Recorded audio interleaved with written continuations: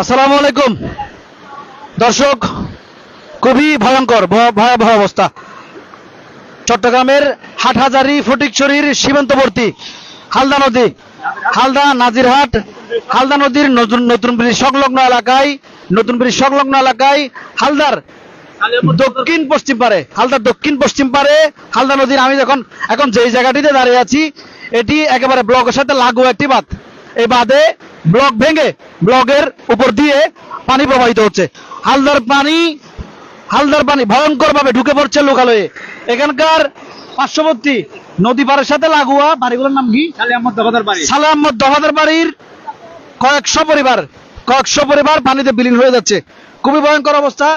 আমরা একটু আগেই সেনাবাহিনীর সাথে উদ্ধার টিমের সাথে কথা বলেছি, তারা আসছেন উদ্ধার কার্যক্রম চালাতে। দর্শক, আপনাদেরকে দেখানোর চেষ্টা করছি একবারে আমার দিকে ধরেন। দর্শক, আপনারা দেখতে পাচ্ছেন আমার পেছনেই যে হালদার প্রবাহমান ধারা, হালদার যে পানি পাহাড়ি ঢল এবং গত কয়েকদিনের বর্ষায় অতিক্রম করে ঢুকে পড়ছে লোকালয়ে। এখানে এখন যে ভয়ঙ্কর, খুবই বিপজ্জনক। পার্শ্ববর্তী ওই পার থেকে মানুষরা আসলে হালদার পারে রয়েছে। আমরা দেখাচ্ছি সরাসরি সেই জায়গাটিতে। এখানে অসংখ্য মানুষ, এখানকার নদী পারবাসী যারা রয়েছেন তারা আতঙ্কে রয়েছেন এবং যারা বাড়িঘরগুলো থেকে উঠে এসেছেন তারা মোটামুটি অন্যদেরকে রক্ষা করার চেষ্টা করছেন। এখানে হালদার নতুন ব্রিজ সংলগ্ন এলাকায় অন্তত কয়েক শত মানুষ এখানে আসলে দাঁড়িয়ে পাহারা দিচ্ছেন।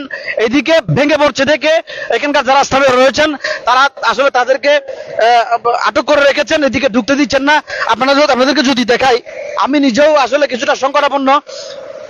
পানির প্লাবিত করার সম্ভাবনা রয়েছে। আমি একটি জিনিস জানাতে চাই, যারা আমার এই সংযোগটি দেখছেন সরাসরি, তাতে চুরি হয়েছে, তাই কিছু অংশ এদিকে কাজ ভালো ছিল না, এদিকে আসেন ভালো হয় নাই, তাই বিদায় আজকে আমাদের এই করুণত। আমরা চাচ্ছি সরকার আমাদেরকে সহযোগিতা করবে এবং বর্তমান আমাদের নতুন সরকার ওরা আমাদের দিকে দৃষ্টি রক্ষণ করবে এবং আমরা চাচ্ছি সেনাবাহিনী না, কারণ এইখানে পানি দেখা যাচ্ছে যে এই পানিটা বলকের উপর পর্যন্ত উঠে গেছে। এই লেভেল যদি হয় তাহলে ঘরের চালের উপরে উঠবে পানি।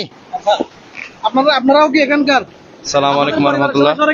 আমাদের পরিবার সবাই সরে গেছে। আমি আসলে বাইরের মানুষ, আমি এখানে আসছি। সবাই আসছে, সবাই মানুষ আসার কারণে আরো ভেঙে যাচ্ছে, আরো ভয়াবহ হয়ে যাচ্ছে। সেজন্য আমরা সবাইকে আটকে রাখছি নতুন ব্রিজের এখানে। সবাই এদিকে আসতে পারতেছে না, সবাই আমাদের জন্য দোয়া করবেন। আসসালামু আলাইকুম রহমতুল্লাহ। আসসালামু আলাইকুম। আমাদের হালদার বেড়িবাঁধ নাজিরহাট নতুন ব্রিজের পশ্চিম পাশে যে বেড়িবাঁধটা হয়েছে তার উচ্চতা আসলে অনেকটা নিচু হওয়ার কারণে এবং কাজ সম্পূর্ণ পরিপূর্ণ না হওয়ার কারণে এই বেড়িবাঁধটা ভাঙন হয়।